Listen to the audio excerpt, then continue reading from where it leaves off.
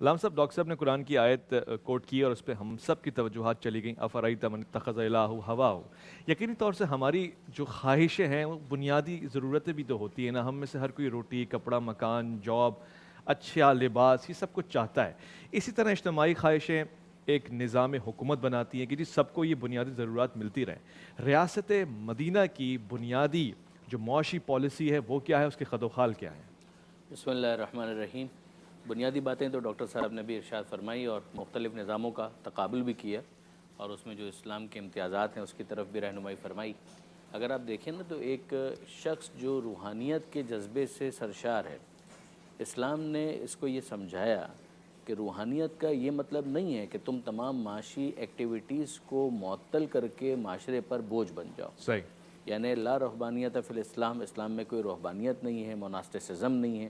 اس کا مطلب یہ ہے کہ تمہیں دنیا میں رہنا ہے، دنیا کا ہو کے نہیں رہنا، اور دنیا میں اس طرح سے رہنا ہے کہ تمہیں اپنے معاشی معاملات کو بھی دیکھنا ہے، لک آفٹر کرنا ہے، اور انسان کی ذہنی سطح کو وہاں پر پہنچایا کہ جہاں پر وہ کسب معاش کو بھی عبادت سمجھے، الکاسب و حبیب اللہ، کہ اگر کوئی حلال رزق کما رہا ہے تو وہ ایسی عبادت کر رہا ہے جو پروردگار کو اتنی پسند ہے کہ وہ محبوب خدا بن رہا ہے، خدا اسے اپنا محبوب قرار دے رہا ہے۔ اسی طریقے سے ہمیں بعض روایات کے اندر ملتا ہے کہ ختم مرتبت صلی اللہ علیہ وآلہ وسلم، انہوں نے ایک مزدور کو دیکھا کہ جس کے ہاتھوں پر چھالے پڑے ہوئے تھے، تو پیغمبر اکرم نے اس کے ہاتھوں کو اپنے ہاتھوں میں لیا، حضور کی آنکھوں میں آنسو آئے، اپنے لبوں کو قریب کیا اور پھر یہ ارشاد فرمایا کہ مرحبا، کیا کہنا ان ہاتھوں کا جنہیں جہنم کی آگ چھو نہیں سکتی۔ اللہ اکبر۔ یعنی آپ ذرا دیکھیں کہ انسان اگر رزق حلال کما رہا ہے تو کہاں پر یہ بات جاری ہے۔ ایک اصول جو ہمیں ذہن میں رکھنا چاہیے وہ یہ ہے کہ قرآن اور پیغمبر اکرم کی سیرت صلی اللہ علیہ وآلہ وسلم، اس سے ہمیں یہ سمجھ میں آتا ہے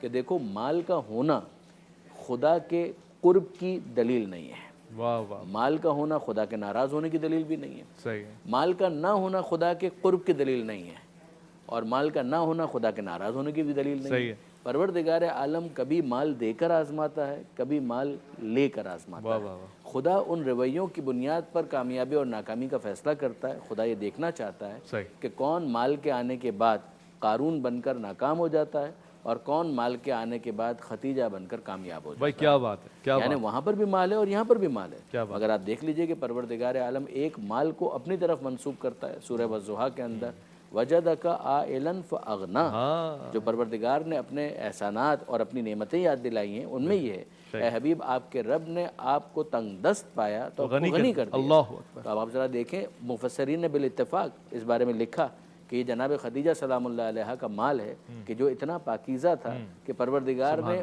اسے اپنی طرف منسوب کیا۔ مال خدیجہ ہے مگر خدا کہہ رہا ہے خدا نے غنی کر دیا، یعنی اتنی پاکیزگی اس مال کے اندر پائی جاتی ہے۔ پھر اس کے بعد اگر آپ دیکھیں قارون کا جو واقعہ ہے، اس کے ضمن میں ایک 5 نکاتی منصوبہ، ایک 5 نکاتی فارمولہ پروردگار عالم نے بیان فرمایا ہے جو قومیں بنی اسرائیل کے برگزیدہ افراد نے قارون کے سامنے رکھا تھا۔ وہ فلنتھروپسٹ جتنے بھی ہیں ان سب کے لیے ایک مشعل راہ ہے۔ پہلی چیز اس کی تعلق ہے اخلاقیات کے ساتھ کہ اے قارون لا تفرح ان اللہ لا يحب الفرحین، اے قارون جو مال تیرے پاس ہے نا، اکڑنے کی ضرورت نہیں ہے۔